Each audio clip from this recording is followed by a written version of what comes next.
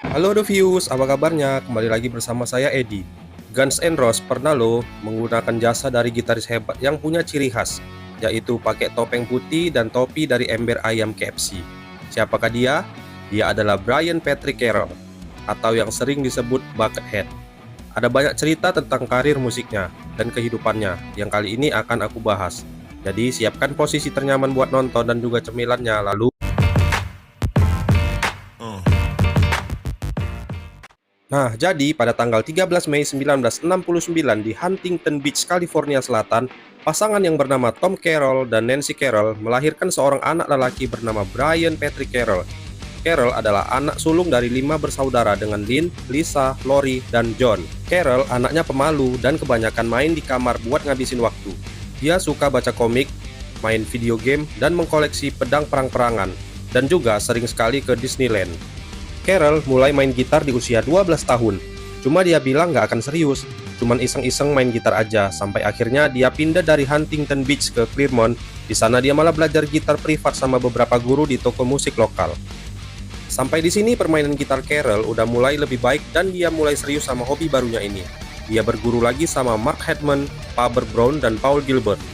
Carroll pun ngasih penghargaan sama semua gurunya dengan penampilannya di Ultra ke-25 Stylist Music yang buat semua gurunya bangga. Carroll pun semakin percaya diri dan mulai nyoba buat demo rekaman akustik. Sedikit cerita nih mengapa Carroll memakai topeng putih dan topi dari ember ayam KFC. Jadi pada tahun 1988, Carroll menyukai film Halloween 4: The Return of Michael Myers. Nah, setelah nonton film itu dia pun pergi keluar untuk beli topeng seperti di film. Karena dia lapar, dia juga beli satu ember KFC. Setelah ayamnya habis, dia gabut dan meletakkan ember bekas ayam di kepalanya. Lalu, dia juga memakai topeng yang dibelinya tadi dan dia bercermin, lalu berkata, "Buckethead, Buckethead" berulang-ulang. Setelah itu, Carroll secara tegas telah membentuk karakter diri menjadi Buckethead. Di tahun 1988, Carroll memasukkan lagu berjudul Bridges ke dalam kontes majalah Guitar Player, dan lagu itu jadi runner-up. Nah, dari sini bakat Carroll mulai kelihatan dan banyak orang mau menemuinya.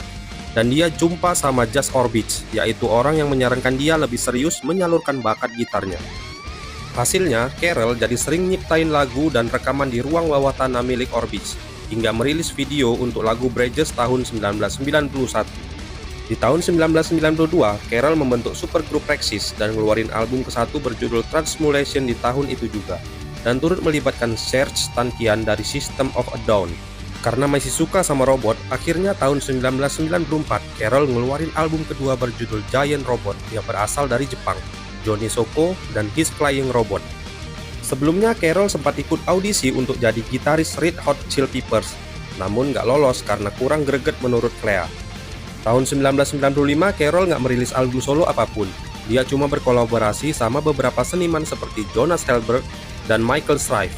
Dia juga berkontribusi untuk soundtrack film seperti Johnny Mnemonic dan Mortal Kombat. Barulah di tahun 1996 dia merilis album ketiga The Day of the Robot, ditambah album keempat yang judulnya sama dengan album kedua yaitu Giant Robot. Kedua album ini dicetak dalam jumlah kecil. Barulah di tahun 1999 Carroll merilis album kelima yang sekaligus jadi album dengan penjualan terbaiknya selama karir Carroll yang berjudul Monsters and Robots.